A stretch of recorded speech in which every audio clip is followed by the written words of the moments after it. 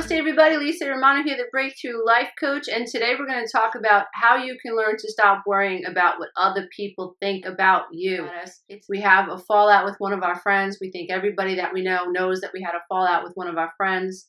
We have an issue with our in-laws and we think everybody's talking about us. In some cases they are. What are you going to do? And the reality is that people do talk about other people. This is a fact of life. We talk about other people. And so what I want to address is the rumination. What I want to address is those of us who struggle with codependency and tend to really, really root ourselves in this idea that we should care about what other people think.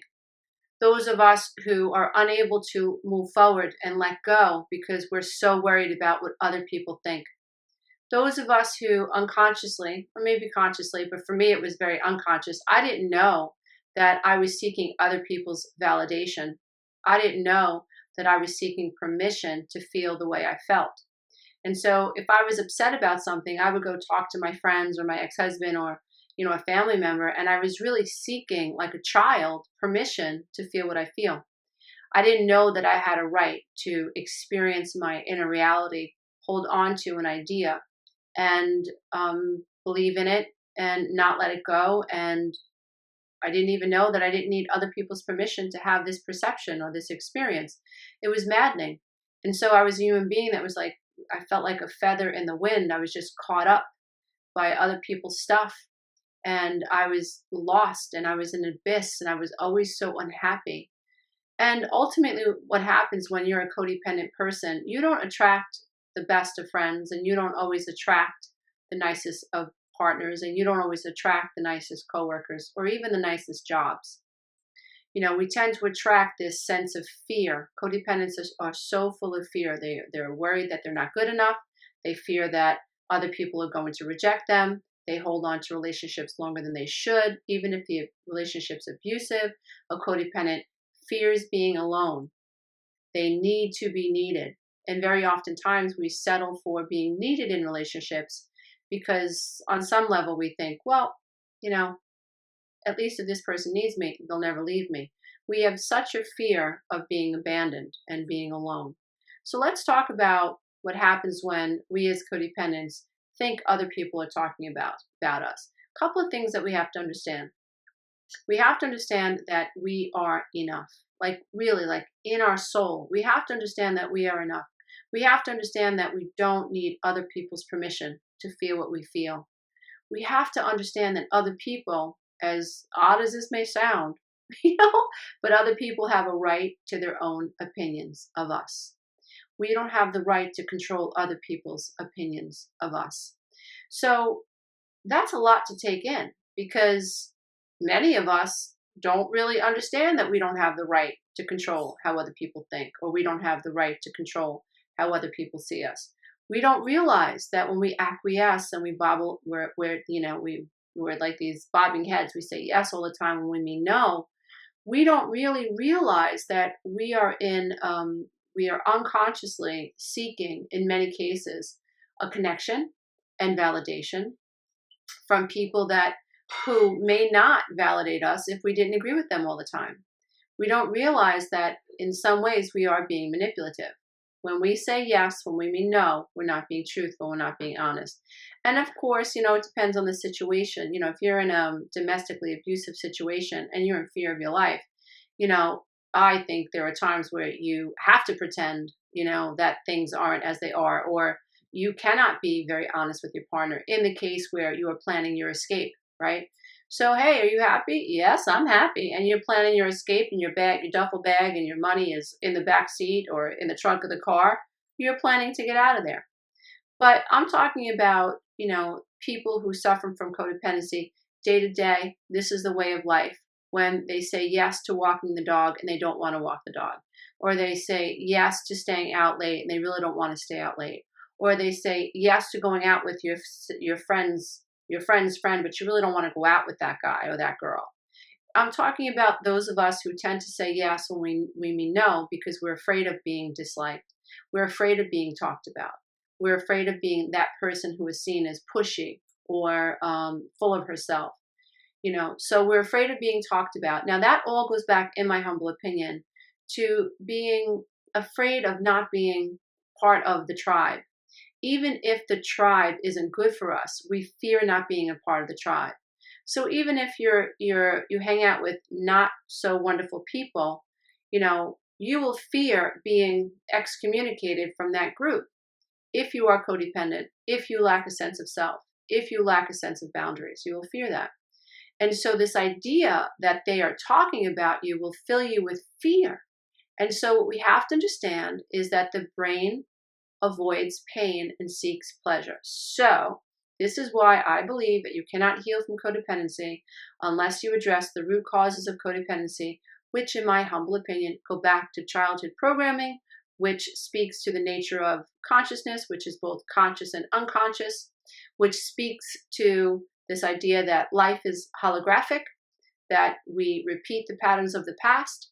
It speaks to this idea that everything that's in the subconscious mind is essentially a paradigm. It speaks to this idea that we are unconscious until we become awakened and enlightened to the paradigms that we are living.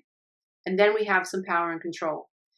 But then we need tools, because when you wake up, you wake up from this dream and you realize, oh my God, the Matrix is real. It's like what Bruce Lipton says, the Matrix was a documentary. It was a true story. It is a true story.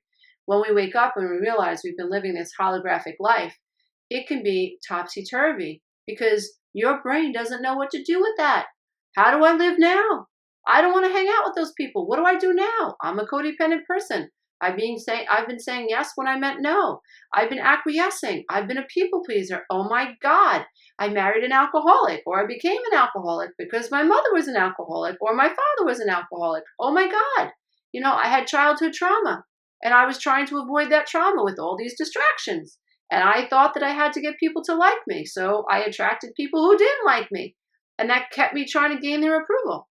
And so when you start to wake up, it can be pretty maddening. So just know that everybody feels like that when they start to wake up, and know that there is a way out. Breathing, meditation, mindfulness slows the mind down. Connecting to the true self, learning to understand your psychological self will help you. So I want to talk now. That leads me into how the brain works. So when you have been brainwashed your entire life as a child to be afraid of what other people think, you have to take into consideration and appreciate that the brain is only playing with that data. So now if I'm afraid that Susie Q is talking about me, my brain flags that as danger, danger, danger. Now my brain goes to work trying to create pleasure and avoid pain. So my brain assumes that if the problem is Susie Q is talking about me, then the opposite must be true. If Susie Q doesn't talk about me, that must mean that that's pleasurable. That must be what I'm looking to do. So our brain will go to work trying to figure out how to get into the graces of Miss Susie Q, because our brain is flagged to think that it's bad if Susie Q talks about us. So if we're not aware of our codependent tendencies, if we haven't learned to discern narcissist from non-narcissist, or a dangerous person versus another dangerous person, I think that we have to learn to discern personalities. And people, to me, are like animals in a zoo. You go to a zoo and it says kangaroo, it says giraffe, it says monkey, it says orangutan, it says whale, it says tiger. This is the way we discern friend from foe or danger from non-danger, right? This is the way it helps us discern. We have to understand that there absolutely are personalities out there that seek to abuse people. Consciously or unconsciously, I don't really give a damn. People who are really below the veil and don't know that they are love and light, the further away from the light, their own light they are, the more in the darkness they are, and the more capable they are of doing dark things. So I'm not judging someone who doesn't love themselves. I'm not judging somebody who doesn't know that they're full of love and light. I'm not judging that person. I'm acknowledging that this is a dark energy and I need to stay away from that person. because in that person's unconsciousness, they might be able to hurt me. And so I avoid, I let go in love and light, and I don't judge. I understand that all people are asleep until they wake up. So there's no judgment in that. And so getting back to being afraid of what other people think and thinking that we should in some way be able to control that, or we get caught up thinking that we should, we have to understand that the brain is working off an operating system. And your operating system has basically been programmed by your childhood. So if mommy and daddy taught you that if you don't do the right thing, we're going to talk about you, we're going to out you to the family, we're going to humiliate you, you're the scapegoat, grandma's going to know what you did, Aunt Mary's going to know what you did, blah, blah, blah, blah, blah. If you've been taught that if people don't agree with you, or if you don't have a connection with people, that gives you a sense of abandonment, that fills you with fear, then your mind, let me shut my other computer off, please. Your mind is going to work to make sure that it gains the approval of others. Outside understanding that the people that might be in your tribe right now, or the people that might be in your group, might not be the best personalities for you. So it's really important that we understand that whatever we've been downloaded to believe is what our brain is going to think is appropriate. So if I'm downloaded to fear what other people think of me because I've come from a codependent home and my mother and father withheld their love and their approval from me, then I'm going to seek that approval all my life. That's normal until we wake up. If I've been downloaded to fear, feeling outed or feeling ostracized or abandoned, then I'm going to worry about what other people think about me because I think that I'm supposed to gain other people's approval because I don't know, I don't need it. And so if you're ruminating, if you struggle with worrying about what other people think about you, that's fine. That's what the brain does when it's been downloaded to fear what other people think. Very interesting. I have a 20-year-old daughter, and I was very aware when I was raising her. I wasn't as aware when I was raising my first two, but I was much more aware when I was raising my third child. And I made sure that when I was speaking to her, I taught her the language of letting go. I taught her the language of love and light. I taught her the language of loving yourself. So when she would present me with something that was going on at school, I would always ask her, well, what do you think? And how do you feel? What do you think about her? Don't worry about so much about what she thinks about you. How do you feel about her judging you? How do you feel about her calling you a psycho in front of your friends? How do you feel about her? I tried to drive this point home that this little girl should be worrying about her experience of other people. And, of course, along the way, I had to make sure that she had an understanding of how her actions affected other people. But very early on in her childhood, I made sure I always brought it back to, what do you think? How do you feel? What do you want? What do you want to do about this? I wanted her to develop a sense of self. So she does not fear what other people think about her. She's 20 years old, and if she finds out that two of her friends, so-called friends, are talking about her, she's like, whatever, I don't care what they think. And I sit in the car, because most of the times we have these amazing conversations in the car, and I am so happy that I had a kid, that is okay with who she is. She loves herself, and she's not concerned about what other people think about her.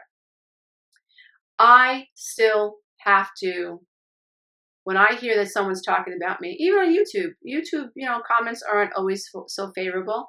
Once in a while, I'll get a really nasty email from somebody, but it's not that often, thank goodness. In my own life, in my own family, I'll get wind sometimes that so-and-so said something, or somebody's creating drama over my life. Look, I'm somebody who figured my shit out. I'm somebody who lives with passion. I'm somebody who does what she says she's going to do. I'm somebody who works towards having self-confidence and self-love each and every day. I was someone who had none, okay? I was desperate. I was suffering from depression. I was suicidal. I was on my way out. I believe that. And so when people who struggle with their own sense of self in my family see me excelling and exceeding, it can ruffle a little feather. It can ruffle some feathers. I get it. I don't judge people. I understand. But as a recovering codependent, I still, when I hear that someone said something negative about me, I do have this visceral reaction, but then I remind myself that I am enough. I remind myself that everybody's entitled to their opinion of me. It's fine. And I'm entitled to my opinion of them. And so we are separate. We're individuals. I can't control what other people think. I don't have a right to control what other people think. And I am willing to surrender to this idea that not everybody has to like me. I surrender to this idea that people who are talking about me probably aren't really a good fit for me anyway.